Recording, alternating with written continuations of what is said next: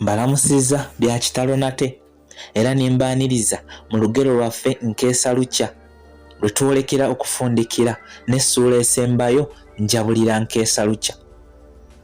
Wabula nga tufundikira akatabo kaffe kano nkusaba wenna zaatugoberera leero weeveemu commentinge ng'osinziira ku ngeri Nkeesa lukya gy'akuyisizaamu abadde munyuvu kyenkana ki. Gwe Essuula ki esinza kukukwata omugambo n'ebirala ebikuusa ku kino. Kale katweyongereyo n'Essuula esembayo njabulira Nkeesa lukya. Naye nga tannabwabulira kansooke nkujjukizeeko ebyali mu Essuula yaffe gye twasemba nayo entuuko zinsinkanya n'omusambwa osobole okugoberera buli kimu obulungi. Mu Essuula eyo munnaffe yali asazeewo yeesonyiwa ebintu by'okuganza. Ekiseera kyatuuka obutonde ne bumusinza amaanyi era yamaliriza azzeemu okulookeera abaakula obulungi. Njogera ku abo be muwaana obunnya mu matama. Era wakati mu kutukiza kino yamaliriza agudde ku musambwa gw'ataasooka kutegeera wabula gwe yategeera oluvannyuma lw'okugutuusa ewaka. Anti ekyokuwanvu y'okugulu okuva mu kisenge mpaka mu ddiiro okuggala oluggi lwayitalaba na kulaba n'ekyebitundu byagwo eby'omubiri ebimu okufuuka eby'embuzi yali takyetaaga bukakafu bulala kuzuula nga yali yeereetedde essambwa eriwedde. Lyamukubira ddala n'entiisa omwali n'okumukaka aggyemu engoye mbu bakole ekyali kibaleese, ekintu munnaffe kye yatya okuyitiriza. Wabula gye byaggweera nga gumwejjeerezza naye ne gumulagira aguvuge ku kagaali aguzze gye yali agujje ate ng'ali bukunya nga bwe yazaalibwa. Era tusembayo ng'agutuusizza we yali yagujje oluvannyuma lw'ekiro ekiramba era we yatuukirawo ng'obudde bumaze okukya. Ndowooza kati ojjukidde bulungi. Nzikiriza nkwongereyo n'Essuula yaffe ey'e14 esembayo njabulira Nkeesa lukya. Obudde mu kaseera kano bwali butangaalira ddala era nga sisobola kuddamu kuwalampa kagaali nkavuge nti ompite mu kkubo nga ndi bukunya. Era ko nasuula busuuzaawo ne neesogga amalimiro g'abantu ng'emisinde nsiikuula mizibu. Wabula wakati mu kuyiriba ntyo ng'aliko emmandwa nasanga abaali bakedde ku lubimbi naye olw'okuba obwongo bwali bwannobyeko nagenda okubalaba kyenkana nga tuli butoola. Nayanguwa okwenyiga mu kiyindiyindi ekyali kimaamidde akatula k'akatunkuma naye ebyembi ku baali balima omwana yali ampulidde. Nagenda okuwulira ng'abuuza banne nti, "Bannange kiki ekyo? Kobbo ekiriwa? Ko ye waliwo kyempuliddeawo mu kiyindiyindi?" Era wano yali asazeewo asembere yekkaanye wabula omuguunwa gw'embwa ne guwamattuka okuviira ddala gye nnali ne gubayitako ebisiira. Nagenda okuddamu okuwulira ng'agamba nti, "Mulabye mbagambye." Wabula era yayagala asembere embwa alabe embwa kyebadde ekola mu kiyindiyindi. Naye nnyina n'amukomya ng'amugamba nti, "Gwe Peetero, wazze kukola ogwo? Yitawo mangu n'olima, mpozi onaalusigalako wekka." Amazima Mukama yayamba nze kuba abakusembera wennali akange kaali kaweddemu. Anti nali nninga mbega era nga kyenkana neekwese mu kibatu kyokka. Nasitaamiriza obuteenyeenya era nga nninze bannyuke ndyoke nziremu okusotya. Nga bakyali mu kukunja emigongo nyaabwe yabalagira nti bwe bannyuka banogeyo ku biyindiyindi kuba ekaabwe tewaaliyo nva era nga bwe bataakole kino baali baakulya nkolwa. Ebigambo bino byali byongera kuntekeeza mmeeme nga neebuuza engeri y'okusimattukamu ekigezo kino. Nayagala nkoze ekisanja nkyesuulire, wabula baali tebasobola kulemwa kumpulira kuba saabali wala yadde, bwe ntyo ne mbivaako. Nga nkyebuuza eky'okuzzaako, obwengula bwaddugala era nga bulabika nkuba njereere. Ssaawa nga 2 ez'okumakya ebire byatandika okuvaamu obuto era abaali beeweredde oluyimbi wano we bannyukira. Nyaabwe nga yenna apakuukiriza ng'ajjira mu nju yabalagira nate bakuulire ensolo ezaali zisigadde awaka amalagala, olwo ye abakane n'ogw'okunoga ebiyindiyindi. Anti mbukululembwe batabani be lwe yali abamanyi baali tebasobola kwanguwa kunoga nva ng'enkuba tennayiika. Amazima nayo y'ettaka limmire wabula nga terindiiko. Eyali yeetisse ogw'okunoga enva yasembera mu bwangu, wabula yali atunudde waggulu ng'afaanana eyeekengedde akale. Ng'akyatunudidde eggulu okugattako n'okupakuka, ekiti ky'akatazza ekyali kijjudde amaggwa kyabakakadiiye era ne kijeezingamu. Yali asemberedde ddala kyenkana ku katula akaali kaleze ekiyindiyindi mwe nnali nsitami, wabula bwe yakutama yeetakkuluzeeko ekiti, nze yali atabuddwa era nga n'ebiyengeyenge bitandise okummera, neekaka ne mmukanga emirundi 2 nti, "Vaawo, vaawo!" Eddoboozi lye nakozesa lyali kkangufu nnyo era eyali mu gw'okwetakkuluzaako ekiti yeekanga, era mu kwagala okuyimusa omutwe amaanyi ge yakozesa ng'akutaamulukuka gaamusukuma n'agwa kyabugazi gye yali akubye enkoona. Naye ku ttaka teyanywerawo, enduulu n'akoleeza okugattako okwagala ayimuke adduke. Nga tanneesimba yeewalula fuuti nga 8 okuva we yali agudde era yagenda okutereera ku bigere bye nga ye n'embiro bali butoola.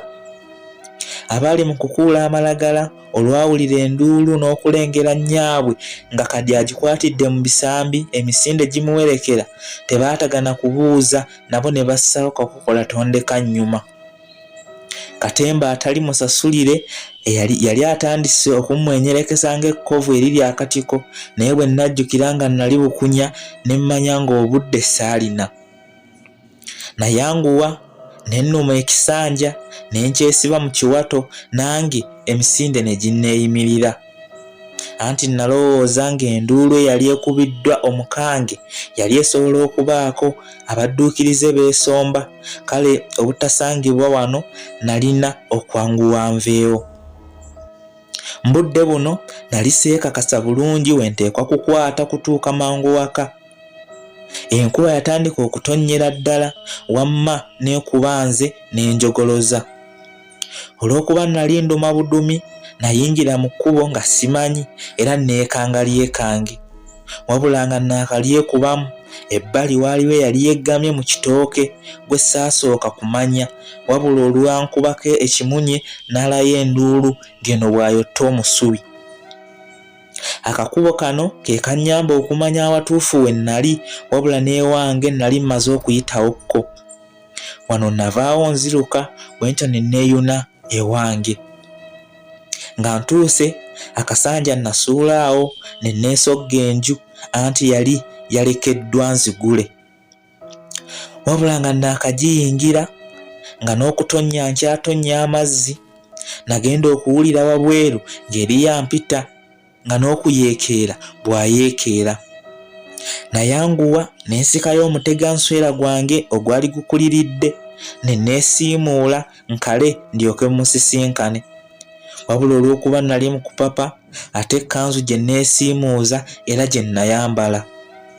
Ngenda okutuuka ku mulyango ng'abadde ankowoola si mulala mpozi munnange Ssentamu. Yantegeeza nga mbu bwe yali alabidde ddala omuseze emisana ttuku era nti abadde yeesibye n'olusanja. Omutima gwankuba, kyemmanyi naye yaguwulira kuba namanya nga nali mpedde. yantegeeza nga bwe yali alabye era ne yeetegereza bulungi omusezi n'amutegeera. Nali mulinza nsongemu olunwe, wabula nagenda okuwulira ng'awaayiriza mwami mwesezi eyali munnaddiini waakuli. Musajja wattu yali alanga bwemage, wabula nga sirina we ntandikira kumuwolereza, anti olwo nze nali neekomerera ku musaalaba. Ng'emboozi tugitambuliza akabanga, yansiibula, wabula mu kufuluma nali neeraliikiridde akasanja ke nali nsudde kyenkana mu mulyango, naye nayambibwa n'atakalaba, bwe ntyo ne nzisa ekikkowe. Ng'agenze neyala mu ntebe yange ey'olugalaamirizo, wabula nga gwo omutima gunkubanga gwa mmese nga ne byengalaamira sirabamu. Omuteganswera gwange ogwali gubisiwadde olw'okugwesiimuuza, nagenda okugukwatako nga gwakaze dda olw'ebbugumu eryankubwa emboozi eyanyumizibwa ssentamu. Neefumiitiriza ebintu byonna ebyajjanga bintomera n'ensoberwa. Ebisinga byannyiga, wabula bwe nalowooza nga nali mponedde watono okuyitibwa omusezi, Nkeesa lukya ne nnyongera okumuyita ogwalo. Nakizuula ng'okubeera ku kyalo okwali ebibonoobona ebiyitirivu bityo, enjawulo yali ntono n'afudde, n'okubanga okufa kwali lwakiri. Yadde bulijjo najjanga ntiisibwa obuteetantalanga kuva kuno, naye ku mulundi guno saatagana na kukiwa ndowooza ndala, era nasitukiramu ne ngenda ewa mmange ne musaba muwala wange abeereko ewange ennaku. Saamuganya kumanya kituufu kuba ku butiitiizi bwe nali mumanyi yali tasobola kumpagira mu kino, yadde eby'okumunnyonnyola nali mpulira nnina kamaala. Enju yange gye nazimba n'obwagazi obungi, ennimiro yange gye nali nfaako okuyitiriza, okossaako embuzi zange ezaali zinneesiimisa, byonna bwe nabireka ne mpunnuuna, wabula nga ne gye ndaga simanyi. Muwala wange gwe nali mpuliriza nga ku mulundi guno saamuganya wadde okubaako kyateesa, bwe tutyo ne tusiibula Nkeesa lukya. Ndowooza mutabani wange kati omugenzi ye yandinnemesezza okuva kuno nga nkuuma amalaalo ge, wabula nali sikyalina kyenkuuma, anti yali yaliibwa era nga taliimu. Kale okuva ku kino tewaali nsonga ndala kunnemesa kuva kuno, anti nali sisuubira bibonoobono bisinga bye nali ndozezzaako ebyajjanga bintomera. Ng'oggyeko obugoye obutono, mpozi n'ensimbi enkalu, tewali kirala kye nnava nakyo ku Nkeesa lukya, anti n'akagaali ke nali nnyinza oboolyawo okumala gagatta ku ntwala, we nakaleka gaakyala kimpadde tegaakalabya ku njuba, era kuli twavaako tusimba kasooli. Nga mukoka naffe twatambula butambuzi tutyo kipayopayo nga tetumanyi luddawa gye tukoma. Wakati mu lugendo muwala wange yambuuza ekyali kimasudde emmanduso ne kinkozesa okusalawo gye kwe yali alowooza nti si kwangu, wabula nga nange sirina we ntandikira kubimunnyonnyola. Nga tutambulidde nno ebbanga eriwerera ddala, twatuuka ku kitundu ekimu, wabula ng'enkalamata ebula okututta. Twasalawo tukyameko mu maka agamu agali kyenkana ku kkubo, twegayirira abaamu batuyambeyo ku lwendo lw'amazzi tweweweezeeko. Ffenna twali tubunye enfuufu ng'olowooza tuvumbuddwa mu kiswa, wabula abaamuno bwe baatulaba tebaalemwa kutwaniriza ate mu ssanyu. Twabasaba amazzi agaali gatuleese tunyweko tusobole okweyongerayo n'olugendo olutaaliko kkomo. Amazzi gaatufunibwa n'okufaayo okw'amaanyi, era olwamala okunywa twali tusiibula, omukyala kwe kutubuuza ogwali gutusumbuwa, anti yalaba ennyiike n'ennaku mu byenyi byaffe. Nga bwe bagamba nti omuvubuka atanyumya mbuzi yazigeye, nze nasalawo neeveemu mbanyumize, tomanya baalina amagezi ge baali bayinza okunsuula. Wadde bye nali ngenda okunyumya tebyali byangu wadde. Nga mmaze okunyumya akawonvu n'akagga ku gye nvudde waffe eyatwala kyenkana essaawa ennungi nnya, ate nga waliwo n'ebimu bye nabakisa kuba muwala wange gwe nali saagala abimanye naye yaliwo ng'okutwakunkumula. Wabula ebimu byamuwaawaaza amatu kuba bingi bye nali sinnamunyumiza omwali n'enfa ya nnyina. Emboozi we nagifundikirira obudde bwali bumaze okukunira nga bawuliriza bulungi byonna, bambi baatusaasira era ne basalawo bagire nga batuudamizzaako paka bwe tunaafuna awatuufu bwe tunaasiisira mu bulamu obupya. Ku olwo twasula mu maka muno era otulo twawoomera ddala kuba twali tumaze ennaku nga tutunuulira kiziimuziimu. Wabula namanya nkeera nti amaka mwe twali tusuze ge gaali aga ssentebe w'ekyalo ky'Engerere ekyali kikulukuta amata n'omubisi gw'enjuki. Naye wadde amaka gano gaali malungi nnyo era ageesiimisa, wabula nali nnyigirizibwa okubeera nga nsuzibwa busuzibwa ntyo omuntu eyalina amaka gange.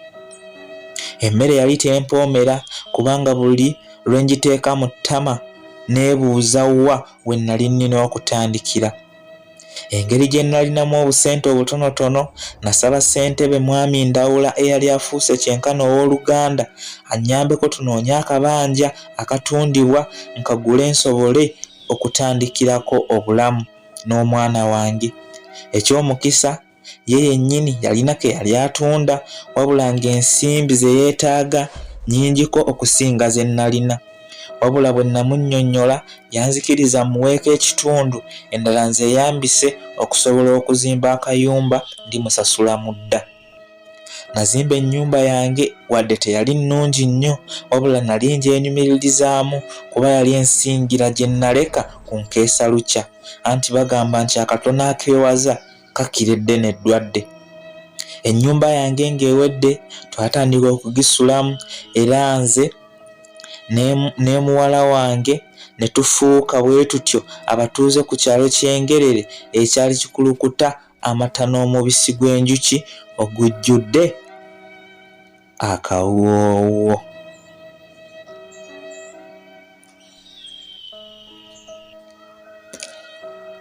Bannange, bwe tutyo bwe tufundikidde akatabo kaffe Nkeesa lukya paati 1 kubanga waliyo ne paati ey'okubiri. Paati 1 ey'akatabo kaffe Nkeesa lukya bwe tutyo bwe tugifundikidde. Ekitundu ekisooka eky'akatabo bwe kityo bwe kibadde. Ndowooza munanjulira nga bwe nabagamba mu ntandikwa nti si kangu nnyo era ddala obuzibu bwako mu bulabye. Kabadde n'essuula 14 empanvu obulungi ddala, naye era tumaze ne tukamaliriza. Naye olugendo lwaffe olwa butabo obupya kaŋŋambe nti tutandika lutandike, anti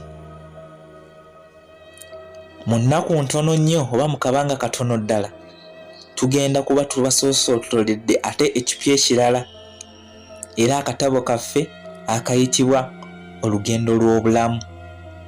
Kazibu nnyo nnyini ddala, si kangu wadde, era nga kano nakali mukko ebisesa bisaamusaamu wabula ennaku ya muzinzi. Naye mu byonna tujja maliriza era tukamaze nako nga tukayiseemu tweyongereyo n'obutabo bwaffe obulala. Bwekyo bwe tufundikidde Nkeesa lukya kitundu ekisooka n'essuula ey'e14 njabulira Nkeesa lukya. Mubeere bulungi, mweraba, kambalinde okubaaniriza obujja mu katabo kaffe Olugendo lw'obulamu. Nze abadde nammwe era alibeera nammwe yenze Mayanja Simon, Munnabuddu, Munnamasaka, Munnakyengerere era Munnayuganda eyeddira omutima omuyanja, atakomye bukomi ku kya kusomera katabo kano wabula era eyakakuwandiikira. Teweerabira okukomentinga, teweerabira okusubscribinga, era teweerabira n'okukunga banno. Wenna alina ky'oteesa oba ky'obuuza, naawe teweerabira. Mweraba.